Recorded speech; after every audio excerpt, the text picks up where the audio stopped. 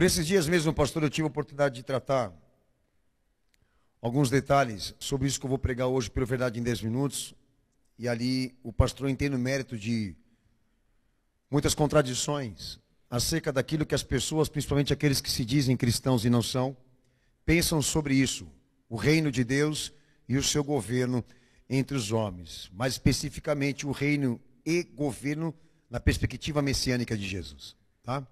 E o pastor, eu tratei alguns detalhes sobre isso no Verdade em 10 minutos. Aqueles que hoje não entenderem o suficiente, assistam esse vídeo porque é muito importante, porque ali o pastor, eu trato inclusive as vertentes do pensamento religioso, do pensamento filosófico, do que pensam ou incentivam a igreja a pensar sobre o reino e o governo de Cristo. Mas aqui nós temos um texto onde Jesus ele deixa explicitamente claro que o reino dele e o governo dele não pode se misturar ou ser confundido com o mundo. E que mundo? O mundo natural, o mundo sistêmico. Bom, quando nós falamos governo e reino na teologia, essas duas expressões não podem se traduzir tecnicamente como autoridade política ou liderança política, tá? Eu vou pregar aos amados irmãos exatamente o que está nos escritos. O reino e o governo que se cumpriu em Jesus, que essa igreja herdou, mas não leva sentido político, sequer sentido filosófico. Aí não faz muito tempo, pastor, eu disse aos irmãos em alguma pregação que eu trabalhei aqui, que existem duas linhas de atuação histórica, aquela que Deus está, aquela que os homens estão. E elas não podem se unir, porque são opostas. Um exemplo disso, enquanto Jesus fala que o reino dele não é deste mundo, eu vou identificar com você qual, lá em João 14, verso 30 e João 16, verso 11, Jesus ele fala que o príncipe deste mundo, e nomeia quem é o príncipe deste mundo, do mundo sistêmico, do mundo civilizador, tá? O príncipe deste mundo, da ordem das civilizações, é o diabo. Tá? Em outro texto, até Paulo, em 2 Coríntios 4, verso 4 ao 18, ele até considera o Deus desse século, o Deus dessa ordem, da ordem que impera e reina sobre os processos civilizadores. Então, quando a gente traz os aspectos disso, do que é o governo de Deus e o reino de Deus, na perspectiva messiânica de Jesus, não pode ser visto dentro de estruturas ou lideranças políticas, porque não há visão materialista desse reino, tá?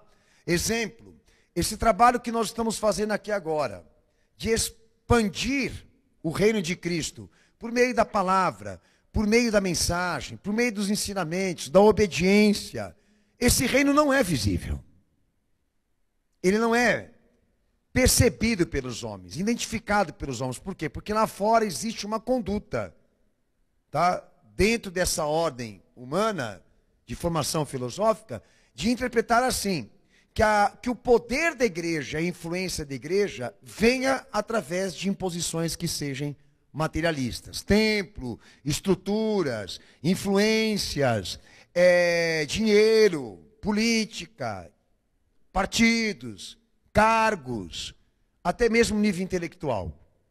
Já essa perspectiva de governo e reino, na atividade messiânica de Jesus, não existe concepção materialista ali. Não há cargos, não há estruturas, não há governos, não há lideranças. O que existe messianicamente em Jesus é a obediência e a perfeição da execução messiânica. É Ele e mais ninguém. Então, este reino e este governo que é visto dentro de uma autoridade ou de uma imposição material, este reino e esse governo é liderado e administrado pelo diabo, segundo o meu Senhor. Eu vou explicar melhor ainda. Este governo e este reino que Jesus diz que não lhe pertence, dentro da história, dentro do tempo e espaço histórico, tá? Ele deve ser visto diferenciado. E como deve ser visto de maneira diferenciada? São processos que avançam por meio de uma determinada sociedade humana. O governo e o reino que se cumpriu em Jesus não está representado pela sociedade. e nem pelos seus processos civilizatórios. Eu vou te provar isso. Foi bom para a sociedade, mas não é positivo para o reino dele e para o governo dele. Porque quando o reino dele e o governo dele avança, progride e avança com outros aspectos. Não dentro de uma sociedade, ou de uma determinada sociedade.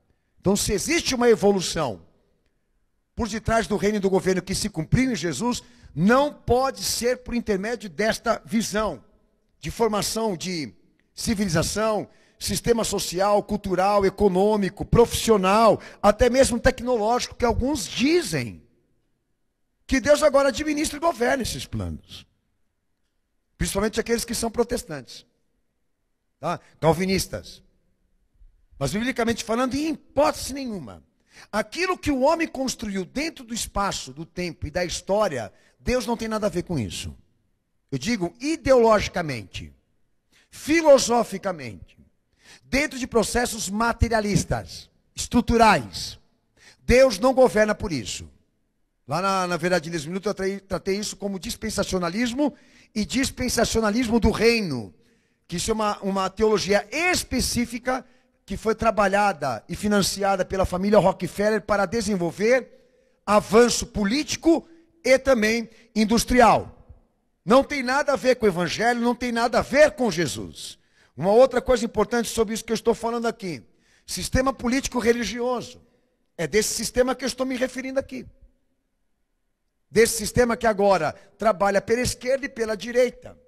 Todos eles, em seu discurso, se dirigem a convencer as pessoas de que Deus elege autoridades. Vejam só vocês, Deus não pode eleger autoridades que não estejam sujeitas a Ele e à sua pauta. A autoridade, o governo e o reino, messianicamente falando, não leva sinal de estruturas, cargos, comissões, muito mais ainda partidos. Pilatos mesmo olhou para Jesus e disse: você diz que você é rei, mas cadê teu reino, cadê teu palácio? Onde estão os teus soldados? E ele não via essas estruturas ali. Porque o reino messianicamente em Jesus não era visível, não era social. Então aquilo que o homem construiu com as mãos, em seu favor, ou em favor de uma formação de sociedade, ou formação política e estatal, não pode ser confundido com o evangelho. O governo e o reino que está agora proposto a essa igreja que vem de Jesus para nós, não saiu dessas estruturas, desse sistema. Não foi organizado por homens. Os homens não são autor disso. Agora, o que eu estou falando aqui, não isenta a minha responsabilidade. Eu quero dizer que mesmo que o governo e o reino de Cristo não esteja se cumprindo e se desenvolvendo e progredindo na ordem das civilizações, não quer dizer que eu deixo de ser humano. Eu não deixo de ser humano. Eu não deixo de ter uma identidade jurídica. Então, quando Jesus ele entrou nesse aspecto de querer discipular a sua igreja e orientar como ela deveria conduzir vida cristã dentro do mundo civilizado, do mundo sistêmico, ele deu orientações que estão no teu evangelho. Exemplo, quando Jesus falou do mundo criado, do mundo cósmico, do mundo natural, ele deixou claro o quê? Aos discípulos, o cristão continuasse a viver dentro dele, mundo natural, cumprindo as suas responsabilidades como cristão, ao mesmo tempo evitando o materialismo. Até eu telava para que os vossos corações não sobrecarreguem com a embriaguez, com a glutonaria, com os cuidados da vida. Lucas 21. Porque dizer, João 17, ele intercedendo pelos discípulos ao Pai, dizendo que ele sabia que não poderia tirar os discípulos do mundo, que eles teriam que ficar no mundo criado, no mundo sistêmico, mas que o Pai os guardasse, e que o maligno não arrebatasse nenhum daqueles homens da mão do Senhor. Lê João 17. Então quer dizer, orientando aos discípulos, melhor dizendo, ensinando a eles que o reino dele, o governo dele não é deste mundo, ele não estava apagando naqueles homens a identidade jurídica deles, de sua existência jurídica. Um outro exemplo que eu posso deixar claro aos irmãos, o mundo sistêmico, o mundo habitado, o mundo social.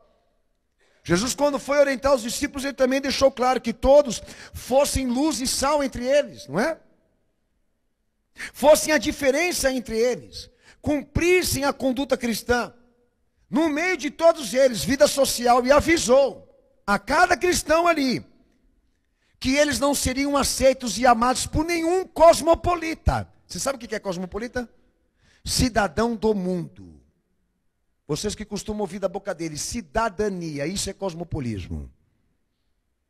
Uma coisa é você ter identidade jurídica, outra é você ser um cosmopolita.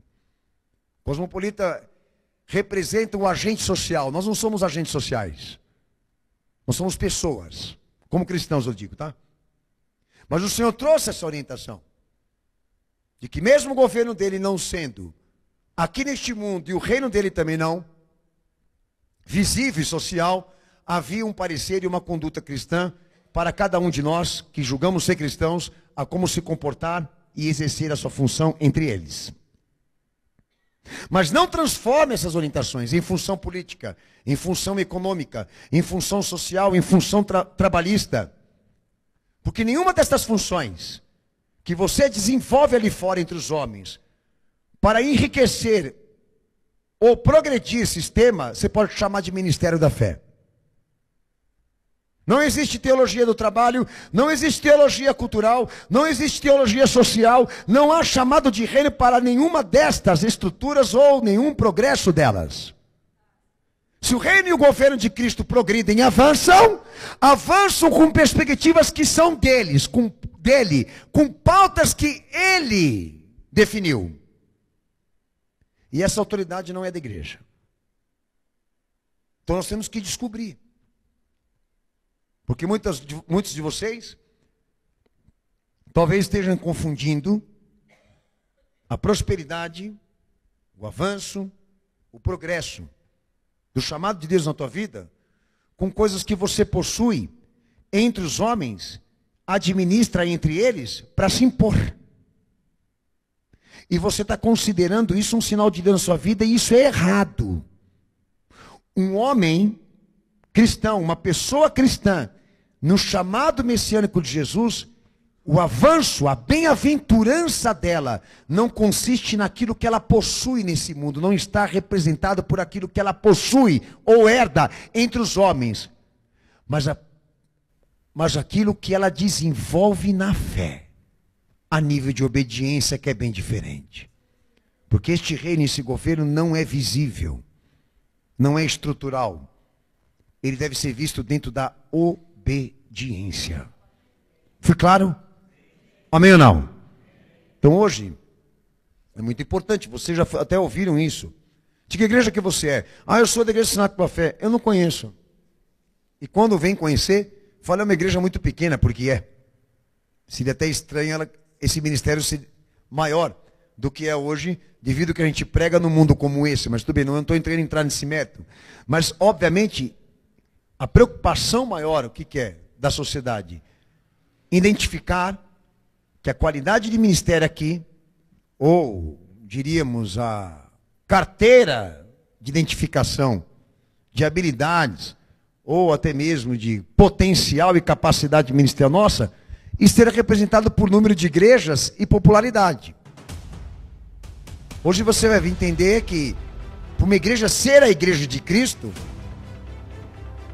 e ela estar cheia do poder e da graça e da bênção dele, ela não deve se impor por esses fatores.